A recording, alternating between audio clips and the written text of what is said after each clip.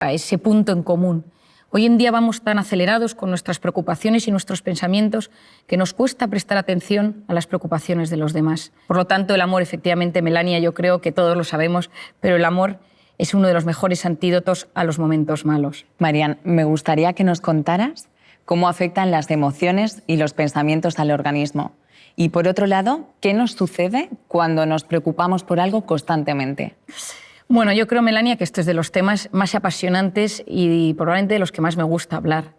Cuando yo estudié medicina, yo vengo de una familia de psiquiatras. Mi abuelo era psiquiatra, mi padre es psiquiatra, tengo una tía psiquiatra, un primo psiquiatra y tengo mi hermana es psicóloga. Es decir, vivo rodeado de personas que trabajan y estudian el mundo de la mente y del comportamiento.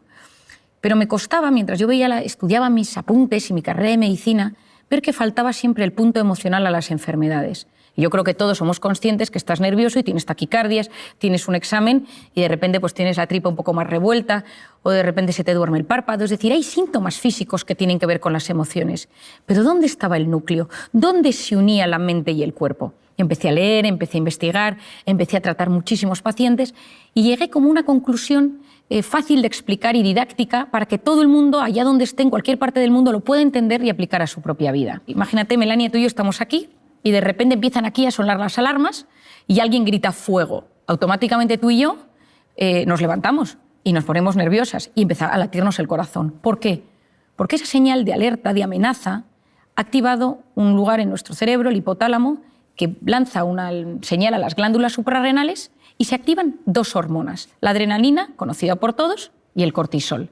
Y automáticamente, ¿qué sucede? Que mi cerebro busca mecanismos de supervivencia, que son la lucha y la huida. Y empezamos con taquicardia, corazón me late, para llevar la sangre a los tejidos y poder luchar o correr, que es lo que hace falta. Luego empieza la taquipnea, que es esa necesidad de meter más oxígeno en el cuerpo para que mis músculos y mis células tengan más oxígeno y poder luchar.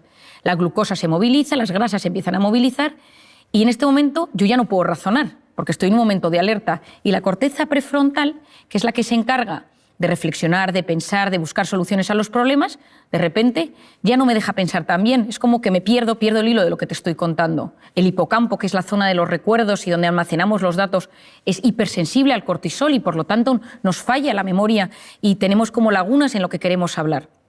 Ese pico de cortisol va a tardar varias horas en volver a su estado original. ¿Por qué es esto tan importante, Mel? Porque ese estado de cortisol que se eleva, ese estado de cortisol va a cambiar nuestro organismo. El cortisol es una hormona cíclica. Por las noches es baja y tiene que ser bajita para que yo pueda dormir y a lo largo de la noche sube hasta las 8 de la mañana, más o menos, que tiene su pico más alto. Y a las 8 de la mañana vuelve a bajar para hacer frente a los desafíos del día a día. Pero ¿qué pasa si vivo preocupado por algo constantemente? Aquí entra una de las ideas más importantes que te voy a transmitir hoy.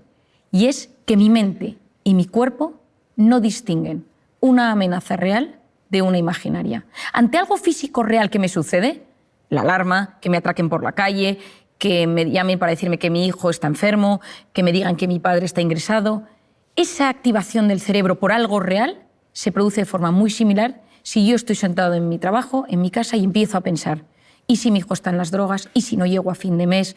¿Y si me atracan por la calle? El 90% de las cosas que nos preocupan nunca jamás suceden. De hecho, es el 91,4%. Pero mi mente y mi cuerpo lo viven como si fuera real. Es decir, tanto lo que me sucede como lo que me preocupa tiene un impacto directo en mi mente. Y esto es clave.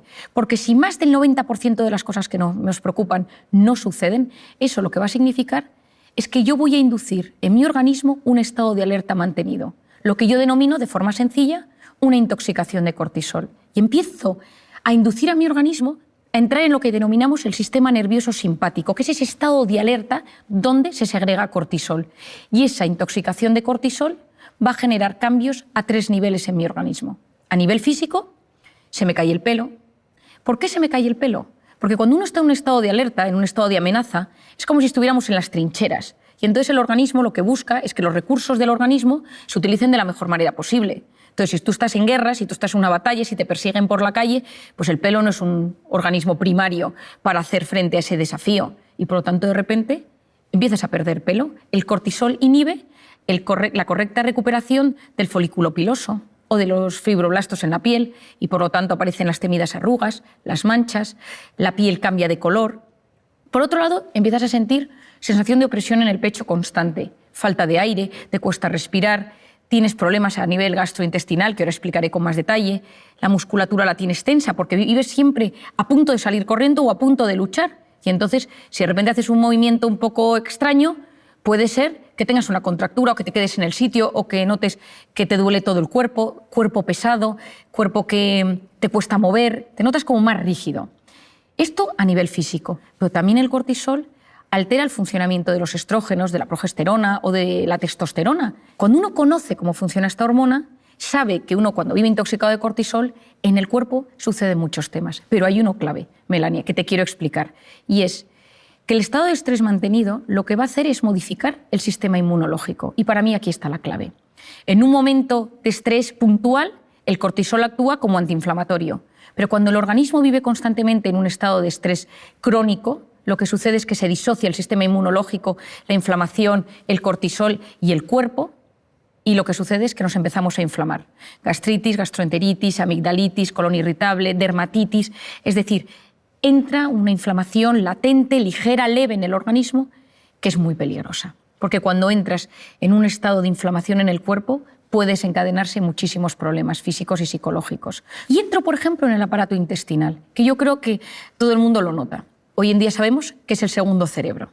¿Por qué? Porque está rodeado de una potente red neuronal y tiene un impacto directo. Lo que pienso, lo que siento, tiene su impacto en el organismo. Quien no tiene un examen de una cita romántica, una cita de trabajo y sabe que sus tripillas ese día le mandan una señal de que algo está pasando.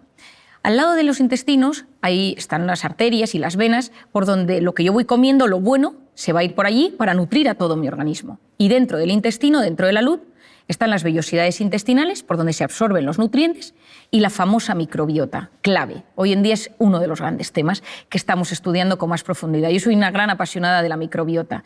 Es el conjunto de bacterias, de microorganismos buenos y malos, que ayudan a que ese equilibrio sea bueno para la absorción de nutrientes, para integrar las sustancias dentro del organismo. Hoy en día es clave, pero sabemos que los estados de estrés mantenidos por ese famoso cortisol o por lo que comemos va a modificar la microbiota.